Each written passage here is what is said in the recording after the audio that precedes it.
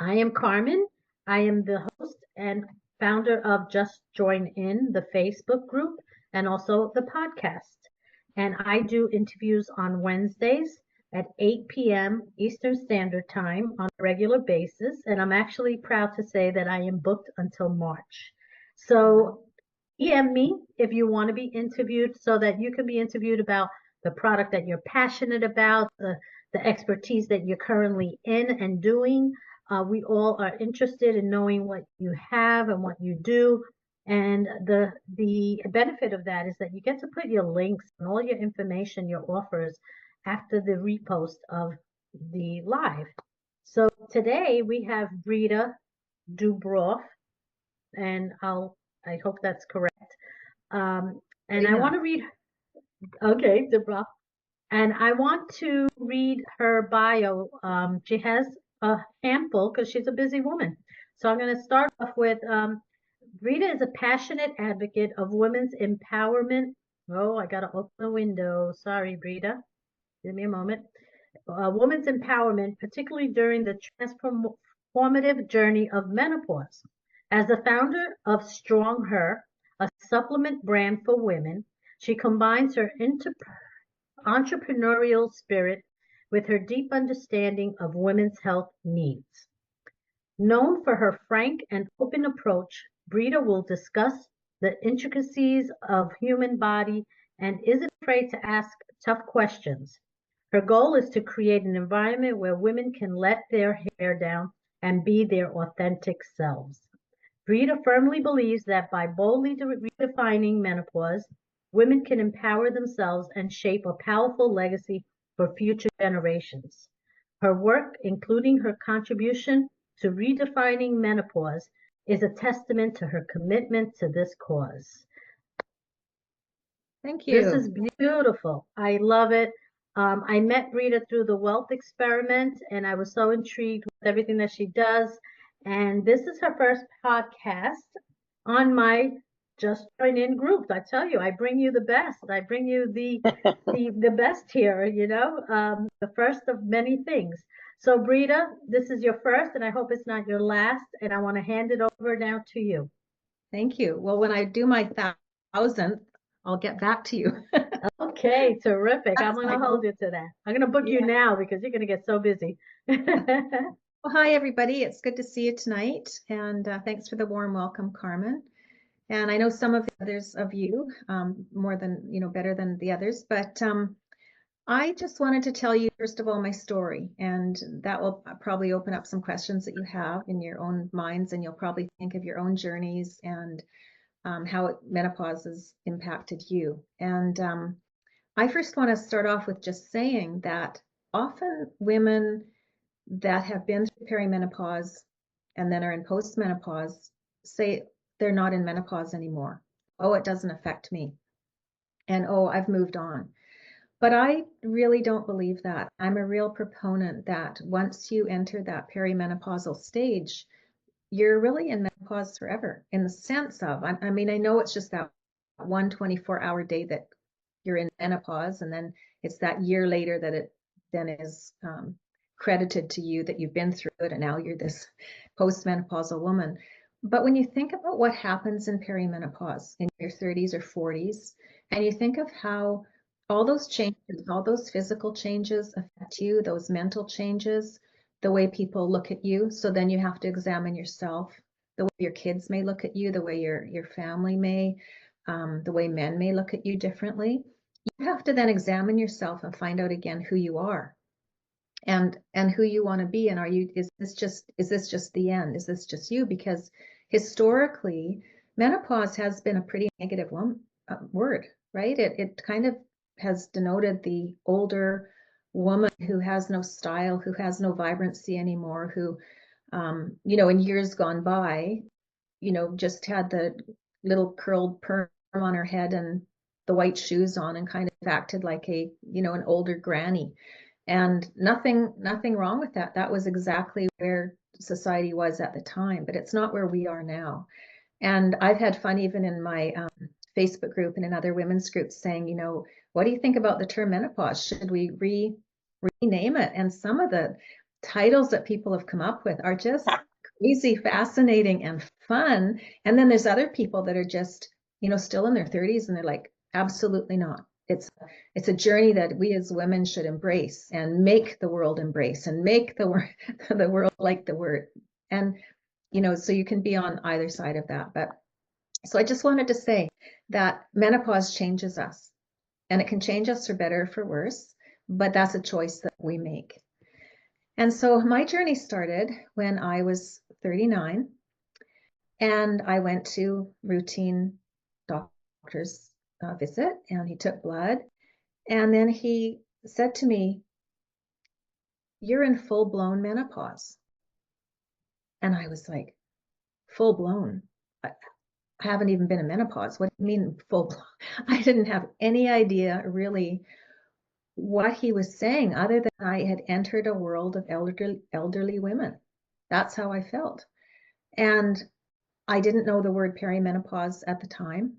Um, people would be talking about PMS, but perimenopause really wasn't a byword at that point. And I remember being in shock and almost not knowing the questions to ask. I didn't. And going away from that, wondering what was going to happen to me.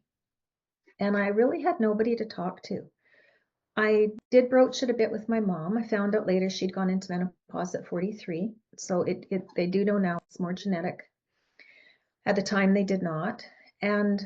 But my mom was of another generation where they didn't really talk about body stuff.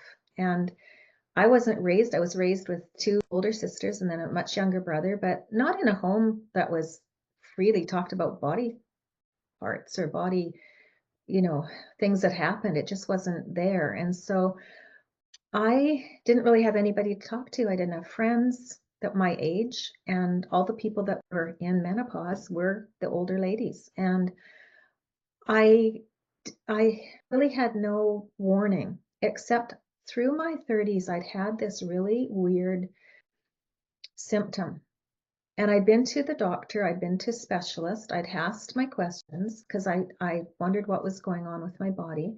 But it was this, I never had a hot sweat or a hot flash, but I had this thing that I would lie in bed and I would feel like I was doing this. My whole body felt like somebody had just plugged me into the socket in the wall. And it would last for 20 seconds or last for a full minute. I would time it at times, go away for 10 seconds, come back for 20 seconds, go away. Sometimes it did that for 3 hours. Sometimes it did it twice and then it was gone. There was no rhyme or reason to it. And there was no, it could go for months, and then it could take a break. And I had no idea. Like, when you start thinking of those kind of physical things, you think of MS at that age, you think of, different diseases that you could get. And it was scary to me. And the fact that the doctor didn't have any compassion or didn't know and didn't pursue it, I found it was quite frightening to be honest. Yeah, And I so, could imagine. Like, did you go to this doctor for those symptoms, or this yeah, was well, like a regular doctor? he was my regular doctor. I did see a specialist because I had some tests done to make sure that it wasn't MS and different things. Um, and nobody along that journey ever mentioned menopause because I was too young. And even women today are being told they're too young. And I had my daughter at 32, my third child, two boys and a daughter. And I kind of think that I was already going through perimenopause when I had her. I kind of feel like she's a miracle baby, because those things started in my early 30s. And it wasn't till I was quite a bit older and I went to a bookstore. And back then, I mean, I'm showing my age at this time. I'm 66.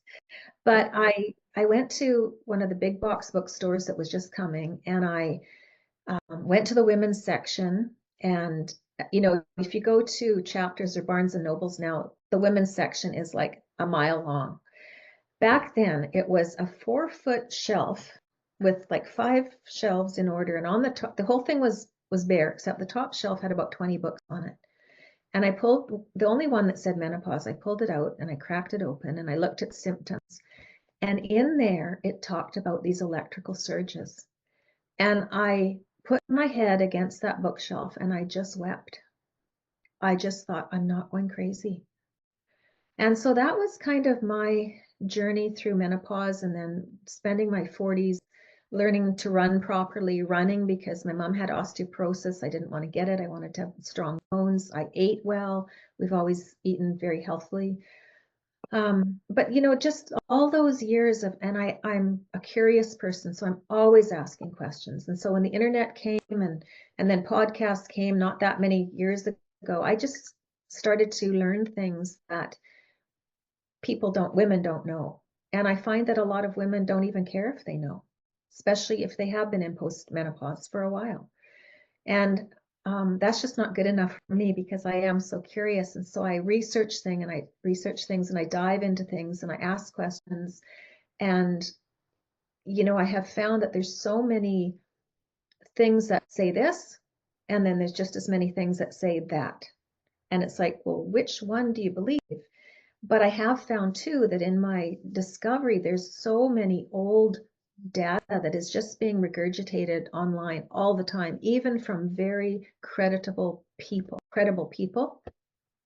And that just amazes me. And I did hear, I think I mentioned this in the Magic of Menopause in our discussion afterwards, but I did hear one podcast from, and I forget names now that I'm talking publicly. No worries, no worries. Yeah, Dr. Peter Attia. I don't know if any of you listen to his podcast, but really scientific medicine people, they're biohacking their bodies. And he just said, if somebody discovers something and it's actually studied on humans, it takes a few years before somebody can write an article about it and it can be published in a medical journal. And he said that will take 10 to 15 years before it will get down to your doctor's office and they will potentially read it. And I thought, we don't have time. Women don't have time to wait around. They're right in the middle of this, and we aren't being taken. We're just taken for granted. And I heard things like, we aren't just little men. And all the studies all they've done all these years, all the human study trials have been done on men, no women. And so what they've done is to, this antidepressant or this heart medication or this statin or this, that, and the other, all of those medicines is like cut in half for a woman or 3/4 for a woman. Like they're not studied on women, and we have very different processes in our bodies. That's so ridiculous when you think about that. It's like It's it's crazy. for women. Why would you study it? I mean, I'm sure women are raising their hands to have these, volunteer to have these tests done, but wow, that's I don't know if, why didn't 20 years ago, why didn't any of the men kind of go, this is kind of crazy. We're doing yeah, these studies and there's no women in the room, but we're doing it on menopause. I yeah, know it's quite bizarre. It's quite arrogant, really. yeah. It's men doing it for women, and it's like our bras, men doing it for women, but they're not wearing them.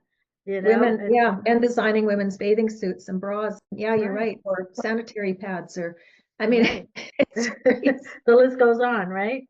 Yeah, and most houses, I mean, kitchens and bathrooms are made for men. They now are made a lot for women too, but they weren't for years, and yet it was the little woman in the kitchen, but they weren't actually taking the time to make the kitchen for that person that they kind of put in the corner. So anyway, I just have a real fire that I want women to know the truth. I want women to know what's out there. What are the facts? What are the recent studies in the last like 12 to 18 months? I try and not talk about anything in my women's group, anything that's past like 18 months and Okay, that's anything smart. that is upcoming. People should know about it. Just this isn't to do necessarily with menopause, but there's just been this great flurry on Ozempic, the drug that people are using for weight loss. And nobody's talking about that. I found out through all that media stuff that was a hype. Two of the women in my two nieces have been on it for 2 years, but not Yeah, for weight loss. They've been on it for diabetes. Well, yeah. that I jumped on the wagon when that came through because Oprah said so. So I tested it out, and I was telling my coworkers today, it's like it made me so foggy, and I really don't know the end result. Like, what's it doing to my brain other than shutting my hunger off? It could be doing other things. So I said, no, I'll stick to my yo-yo dieting and figure something else out. So I stopped taking it, but it does help you lose It's the weight actually, fast, but it's, yeah, at a cost. but it's actually a really creditable drug, or it's not even a drug, it's peptides. It's what our bodies already have. Our bodies already make the peptides that are in Ozempic, but not at that amount. That And right. if you actually start to research the studies that they're doing on it right now, that won't be in medical journals for many years, they are finding that it's helping Parkinson's patients, it's helping with MS, it's helping with all sorts of diseases. They're thinking it could be like a new wonder drug, but it's being tested. It's being tested on women. And so the whole weight loss part of it was just blown out by the media. And so it went high, and then it's been squelched and it's been dragged through the mud. But meanwhile, there are a lot of people on it, and it's helping their quality of life, and it has nothing to do with weight loss. So that's just kind of an example of what's happening with menopause as well. And so when I saw that the movie The Magic of Menopause with Halle Berry, I just thought, oh, this is just so good because it gives credibility, because she's, a star, and people, Sure. even though they don't know her or like Oh, her, they know her. I mean, they know They her, but know they don't her. know her, right? Oh, they don't know her, what she's Yeah, gone through. Yeah. she's an actress, so she has some weight, and that's really good. And Hmm. luckily, there are some people that are using their good weight to be thrown around, for good causes. So just a few years ago, I decided that, well, I have a few hats. So I'm a full-time flight attendant with a Canadian airline. I brought out a product on Amazon 3 years ago for kids with autism, and it sold a lot for seniors with dementia. And I just didn't, but I had nobody in my home that was dementia, and I had nobody that had autism. And so it was kind of, I was selling a product, but it wasn't something that was really in my heart. And meanwhile, I was really eating well. I've been eating a lot of protein for the last 2 years. I've been active. I've been doing everything I possibly can to remain vibrant for the rest of my life. I have stated to my family I'm going to be living till I'm 96 in full mind, full health. And you say, why 96? Well, we have longevity in our family. So between Yeah. 104 and, I kind of thought, well, I'm just going to pick an age and make it till then. Um, but I was doing that, and I was thinking, what kind of person could I serve with a product? I really like the idea of bringing a product out. And I have been an entrepreneur all my life in many different ways. And I'm standing in my kitchen one day, and all of a sudden I'm making my protein shake, and I'm measuring this and I'm measuring that. And I just banged the counter, and I went, it's me. It's me. I need to make products for me.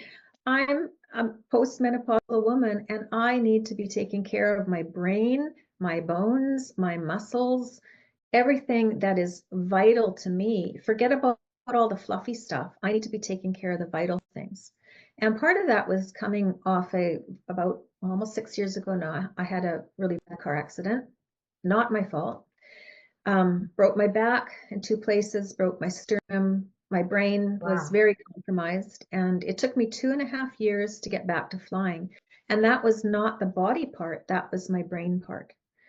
And so after having the accident, I got better to a degree. And then 8 months later, I was in my kitchen, and there was some cauliflower cooking on the stove. And I said to my daughter, who had walked in, would you like some carbon monoxide? And and then I Yeah, said like, something else like cars, and then I said cauliflower. And that was the start of a year-long journey of not being able to talk properly. And it was so fascinating. And my doctors have said, Brita, you're the most curious person about the brain that we've ever found. But I couldn't say a word often without saying it in the sounds were the same, they were unrelated words. And on the third time, I would get it. And then one day, it's about 8 months later, about a year later, and I was in the kitchen. My daughter was there too. And I asked her if she wanted something, and I was looking for an F word, and I said Phoenix. And I said, Claire, my brain just took a jump. It made a PH word, and I knew that my language was coming back. And so I have done everything. I'm a fighter. I'm a fighter. And Amazing. I'm just not willing to stop. And so a year ago, well, no, April, so it's what, 9 months ago? I'm not great with numbers anymore. 7 months. I was in Maui. I was in a gym. I was working. And I mean, I was in the gym, but I was working flying. Got it. And Took a break from work and went to the gym. yeah, and I was just adjusting a Peloton bike, which I knew about. We have one at home. I tried really hard to move it, and they're used by so many people, it was stuck, and I compressed a vertebrae in my back again. So I've been off work. And so I haven't been able to exercise, and it's driving me nuts. So what do? You eat well. You make sure that your body still has enough of the amino acids that it needs to build your muscles, your brain cells, your bones, all of those things. Like, you need to do what it takes. And so I really have a passion to just help gals like you know what you need and encourage you in that. And I am not a coach, don't want to be. Put that on record somewhere so I don't Yeah. do it. But you qualify. You've been through it. You lived it. Look at you now. You're speaking well. You look great. You're vibrant. Like, it's amazing. It is something, you don't want to coach, but you want to get it out there, the information, which is great. I'm And great at I'm connecting hearing you. people. I'm great at finding information and giving it to people. I'm great at connecting people that need to know each other or need to see that next movie or that next, hear the next podcast. I'm good at that kind of thing, and that's where I want to stay in my lane on that. I want gals to come into my group who are doing more than I am. The world is big enough for all of us. I'm not one of those people that has to keep my own little group quiet because I don't want anybody to ruffle it. And on the call the other night, I said something about I'd love nurses to start talking more about menopause. And Jamie made a comment to me earlier about that. And I think, wouldn't that be great? Like, the tribe of retired nurses or the nurses in their 40s and early 50s. Wouldn't it be great if they just all took it on there's all these menopause coaching classes you can take. I don't think we could have enough coaches, because all that would mean is that when you were talking to the women that you're with on a daily basis or at your job or wherever you go, you can keep giving them good information, whether you're in the gym at the rec club or when you're swimming or like me flying. When you're sitting on that jump seat, you don't believe what you talk about with women. I mean, it's amazing how people, and I think part of it is, I guess I can call us the older generation for those of us who are in this room, in the sense that Yeah. not I'm all 63. not all Yeah. 30.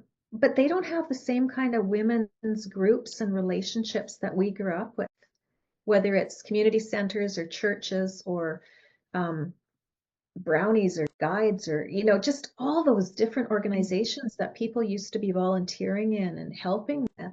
Those you'd talk, you'd have coffee Yeah, there's clutch. community. Now everybody's on the phone. Everybody's got a Yeah. phone and they're glued to the phone, and if it's not a group on the computer or on the phone, it's sad. I was Yeah, you have thinking, nobody to ask.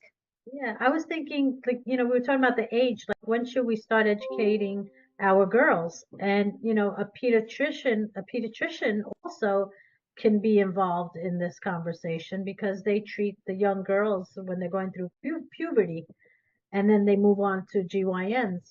So, like, these kind of doctors are probably the last ones that are going to get the education to educate us, which is sad because they're the first ones we go to.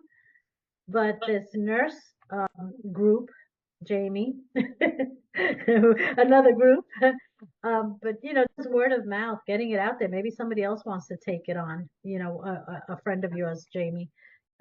since you were a nurse. And Christy was a technician in a hospital, Mm. so she also has connections, I'm sure. And feel free if anybody wants to ask questions to Brita at this time. You could click on raise your hand, or you could raise your hand, and it's not a lot of us here today. And feel free, Brita has asked if you have questions, you can go ahead and do that. So I just have a little tidbit to give you. It's Sure. one of my friends texted me and said, Brita, do you know I haven't been able to eat properly for quite a few months. I've been choking on my food. She's quite a bit younger than I am. And I said, no, I haven't heard anything about that, to do with menopause. And she said, well, I just found out that it's because I'm in menopause. And because when all your lubrication in your body gets drier and drier once your estrogen levels go down. And so we think of it as affecting well, most of us didn't even know this before a year ago, that it affects dry eyes, it affects your vaginal tissues, it just affects everything. That's why your hands get kind of papery feeling, like you just lose the lubrication in your body. Well, it also affects all the tendons and ligaments in your neck and in your throat. And so it doesn't function the same way. And so people can start to choke. Like, what a horrible symptom. And to go to You mentioned that yesterday after our talk. It was interesting because my mother's 90 and she has other things that, the medicine may be making her throat dry, but she's been complaining so much. And we've been buying her all kind of lubrications, for her face, for her hands, for her, private parts. Um, and she's just constantly dry. Now her eyes are starting, but the throat thing, like she stopped eating because she says, even a little piece of meat, like it's just not going down. It's just so hard for her to swallow. And she's 90, so I know she's past menopause, but I think those are all like leftover, like she's still going through it. There are proponents of estrogen that say that the best thing we can do for our healthcare system, if you're just looking at it financially, but if you're looking at it as kindness, the best thing we can do for all our nursing homes is put women on estrogen, because women at 90 can still be on estrogen. It's not going to keep them from, it's not going to affect their heart health at that point. It's not going to keep their bones strong, but it is going to give them more lubrication in their body. Wow. That's something you could look at I'm gonna ask. Christy, were you saying that you also have had the choking? Yeah, I've had choking now for a couple years, and I didn't even correlate that, to tell you the truth, because I'm 65. So I actually had um, an ablation when I was 52, and because I had hemorrhaged a couple times at work. And so I opted for, instead of a hysterectomy, I opted for an ablation. And that day was the last day that I ever bled. So, but my gynecologist said, just because you stopped bleeding when you were 52 doesn't mean that's when you went into menopause. We don't know when you really started menopause, because they remove the lining of the uterus. They burn that out, and that's why you don't get your period anymore. Right. So there's no way to really know when I personally entered menopause. But I'm constantly, like, I just got up before I had to leave for a second because I had to get my water, because I'm constantly, or I always have a cough drop or whatever, because I do feel like I choke easy. Yeah. And my dad had the same thing though, so who knows?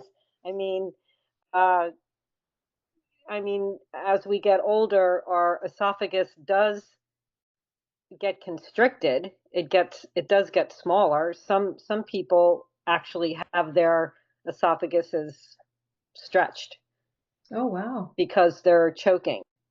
And so you can have that procedure if you're constantly, mine's not chronic, but it does happen.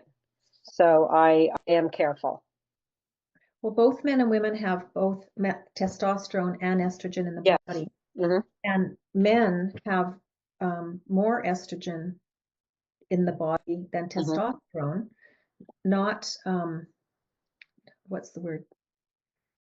Not percentage wise, but they actually do have more estrogen. I heard that just the other day on a medical podcast, Hmm. which is surprising. So that could partly be it. But oh, I'm sorry you're suffering from that. That's really. No, I mean, like I said, I just am careful. That's all. And are you on HRT? No, I'm not on anything. Mm-mm. You might want to look into that. I have looked into that. Yeah. Okay. Yeah. Great. Yeah. I'm with a naturopath. I gave up on the medical system, to be honest, because Hmm. some of the worst advice for me was given by my gynecologist to women. At 51, I was told I was too old. No, And that's not true. at 60, I was told I was too old. So Mm-hmm. it's just recently that I finally found somebody that just looked at me and goes, she just went, "You are not too old." She said, That "I have 90-year-olds on HRT and they're getting a lease on life." So yeah, I went right. for it. For me, it's been good. That's great. Yeah, I like that idea for my mom. I'm gonna inquire about it when I get to Puerto Rico on Sunday and to Mm, see her. Ah, yeah, I there's so mean, many things still there to are resolve. I think there could be other, I mean, there are other factors too sometimes though with the throat and mhm. for your mother.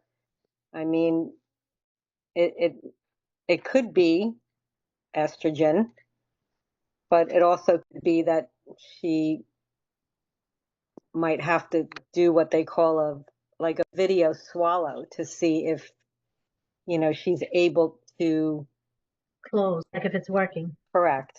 Okay, Right. all right. Mm, Yeah, I don't want to put her through it anymore. This is, Oh, yeah, it's like I just want her to be comfortable. That's it. exactly. That's it. I Your wanted, dad, your dad might have to puree her food a little bit. Does he do that? Yeah, Yeah. yeah, he does. We puree the food. Yeah. Oh. Well, Brita has a book that she co-authored with, oh, there you go. Good. Perfect yeah. timing. There you go. Brita, tell us about your book also. Well, it was an interesting journey. I heard that it was being done, and I thought, I've always kind of wanted to write a book, but not enough to actually spend the time doing it. I have many, many drafts of different chapters actually in my computer. Um, because I like to write, I think, and so that has been good for me. But this book came out as an anthology, and I thought, oh, I could do that, just a chapter, and publish it with other women. And so there's a publishing house in Los Angeles called She Rises Studios, and it's run by a mom and her grown daughter. And they're the only publishing house in the world that is doing it for women's in kind of to lift women up and to give them the income that they need as authors. So obviously, I'm not going to make hardly anything, if ever, on this book unless I, take it on myself to start selling it. But they encourage women and they show women that if you want to be an author, they show them how they can actually make money doing it. And once the book is out, they give that author the opportunity to make all the money on it. They don't take anything. So it's Hmm. a pretty interesting idea, and they're flourishing, they're doing super well. So it was fun because doing it, I made a Facebook group of all the gals that were the authors. And so we had about 8 months of talking with each other and swapping stories and encouraging one another. And it's interesting to do that. I mean, it's kind of like us being part of these different groups, but you're coming from all corners of the world in this book. We had Australians and Middle East and UK and all over the world. And it was just fun to hear what was happening in other countries with menopause and how it was being talked about and what some of them were in the medical field and what they had experienced, in hospitals or in their practices. So it was really cool. And you asked earlier, Carmen, about, what can we do for the young people, or when should we start talking about this? And I think it was really something that Halle Berry said about, we really should be telling 30-year-olds that they could get dry before they're 50. And we should be telling our young people, why not be telling them about menopause when they're going through puberty? And that just really pinged something in me. And I thought, oh, okay, then maybe I might write a book about that. Just, I grew up in a generation where the puberty was kind of, I don't know, it was, I remember getting my period and having two older sisters. I'd really never heard of it. And Yeah. that had all been hidden from me. And I remember my mom, was saying to everybody, oh, Brita's got her period. She's a woman now. And I remember being really embarrassed and I didn't know what to do with myself because it had never been talked about before. So how wonderful that would be if a young girl knew what her period was and was expecting it and was felt like she entered a good club of being a woman now, and that one day she'd be in a different club of being a mom potentially, and maybe another club of not having her period anymore because now she could do other things. Like, it's all how we reframe it. Yeah. And I wanted to just interject on that same subject. When I was a little girl, I had three older sisters. So, I'm always watching them. And they used to do that when they got their period, they would do the sound of a chicken crowing. Cuckoo, and it was celebrated. And so when it happened to me, I was like, where's my clucking? Where's mine? And it was a celebration. In my family, it was a celebration. I didn't know about this "you're now a woman" thing. I had no clue about the rest of that. I learned that when I got married. It's like it's really crazy. But if you did write books about this for the young generation, like it's so hard to have this communication that gifting a book is so much easier. right. So it's like they're teaching us, our value, of knowing something. We have to share it. We have to put it out there because it's going to make my life easier for sure. Because I have a daughter that, nah, I don't want to talk about that now. So, I could give her a book and she could read it whenever she gets curious, How old is she? and pick it up. Well, 33, believe it or not. And we're close, we talk, but it's just a subject like, okay, all right, got it, and my other one is 40. I stopped counting. They're 8 years apart. But they would listen to me. They would listen to me, but I think a book just breaks it to them Yeah. specifically. It tells them the facts. It's proven, and then I could talk about my experience. And so, yeah, I encourage you to write the book. I'm loving the idea of writing books, because it's a great way to gift. I like that. It is.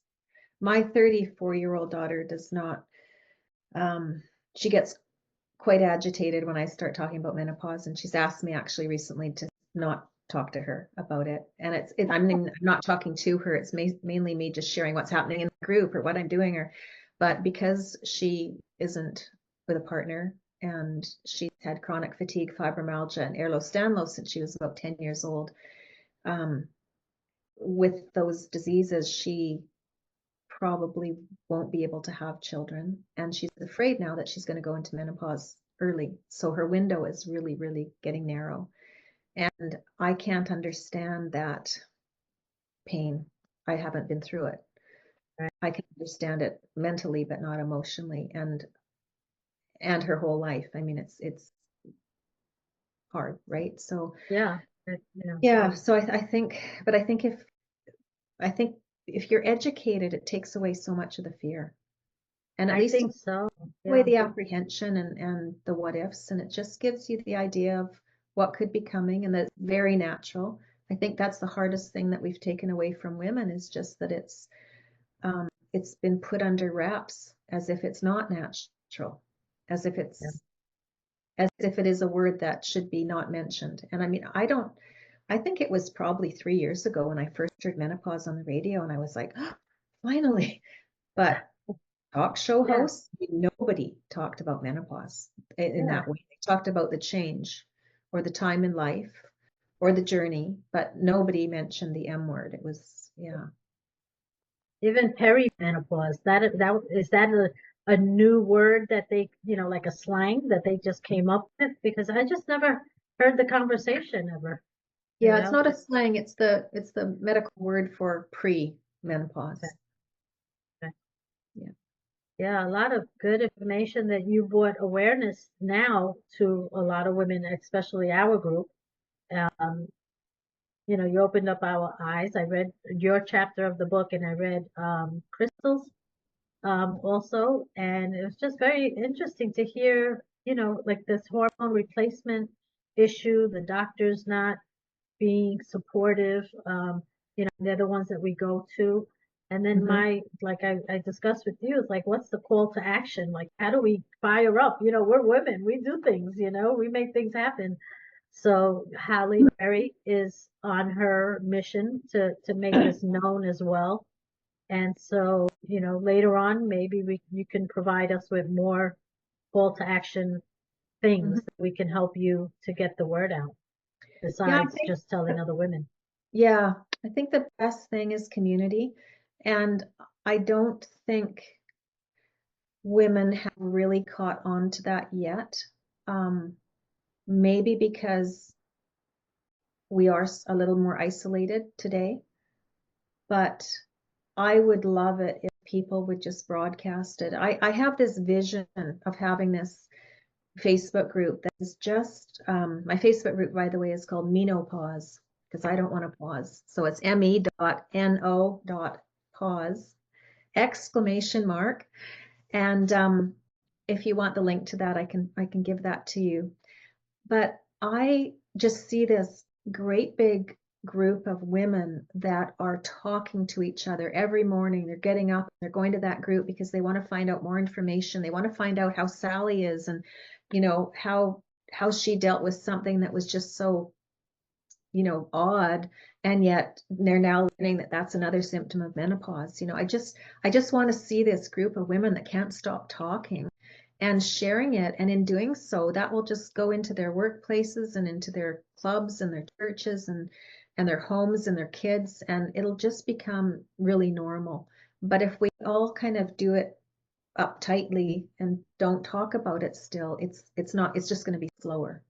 So Okay. I just see these big flapping in Yeah. a good way, these, Yeah. just these women talking. Talking, talking, Kind of talking, like get the that word out, get that a, telephone skit. Did yeah. you hear? I love your supplement name, is tell me your Strong, supplement name again, because it's stronger. stronger. That could be, the word that gets out. We're talking about stronger. We're talking about, they wanted to change the word menopause, but even gyms like Lucille Roberts is all women. You could go into a gym and talk about it. Your Facebook group, they can start creating a list of doctors that do support them. Mhm. And it could branch out, there, because then they have their conventions and they bring it up and they talk about it. But like you said, what's sad is that the studies take so long and they're doing Mhm. them on men. I hope now they're not. I hope now they're doing these studies on women, so that They are. things Mhm. could be better for our younger generation. Mhm. So nobody's too old for getting on hormone replacement. You do pass the window when it's going to help you with your heart health. Bone health, you have to make sure that you're getting that protein, all those amino acids that are building your bones. You have to be doing, exercise that's building bones, which is strength exercise. You need to keep your brain really healthy. And there's places you can go to find out more about that.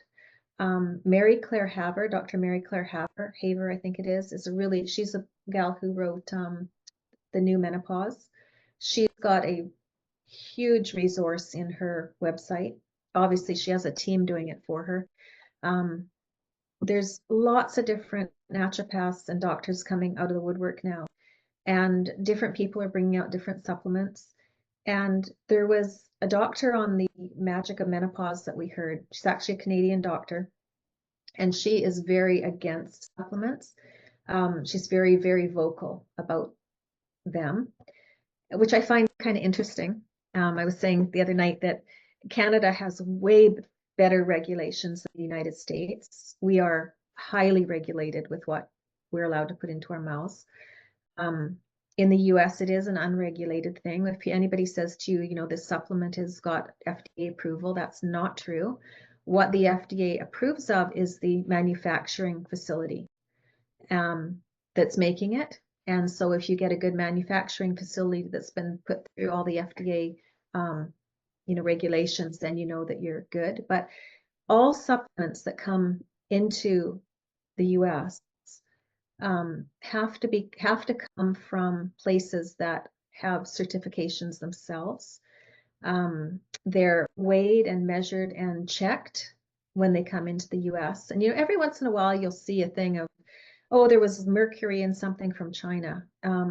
But doesn't mean that all Chinese factories, I mean, 99.9% of them will never have that. China has a really, really good standard of how they put their supplements through. So you do not have to be worried about that. Then when they go into the manufacturing facility, they're checked before they're put into that facility. As they're measured and put into the capsules or however they're formed, they're measured. They're measured before they go out to market. And then for me, putting mine on Amazon, Amazon then takes sampling of those and puts them through their own measuring. And if they find anything that is out of sorts, you're done. I mean, you might as well just quit there with that supplement because you probably won't ever get it to market again. So there's just really, really stringent checks and balances all along the way. And I believe in supplements. I believe that's partly why I am so healthy. My whole family's been through, I think it's probably COVID again, but my older son, his family came from Calgary at Christmas. Everybody's sick. They've been sick for a month. My husband, my daughter got it. And I just sail through these things. And I think it's because I eat healthy, I take care of my body, and I take supplements. And you take them wisely. You don't have to take everything, you know, in the kitchen sink. But if you really want to find out what your body needs, you can find that information. And one thing to be aware of in the supplement market is that I don't know if you've ever heard this term. It's called fairy dust or window dressing, but you can put, and I was aware of this even before I knew about it, because some of the supplements that I took, I thought, do they have enough of these, you know, little tiny ingredients to actually affect my body? Or would I need, you know, because if you're supposed to take, I'm just making this part up, if you're supposed to take 1,000 of vitamin C and then there's only 30, you know, mcgs of vitamin C in this supplement, why did they put it in there? And is it any effect in that? And people are putting that in with kind of these newer, like with mushrooms and stuff. Mushrooms are super. That's what helped my brain heal a lot, was having different mushrooms. But you can put such a little amount in them, but they cost a lot because they're kind of a newer, I mean, they shouldn't cost more, but they're kind of the new thing, a new fad. So if you put a little bit in that, you can charge more for your supplement, but the amount that's in that might not actually do anything in your body. You're better to just take a whole mushroom supplement.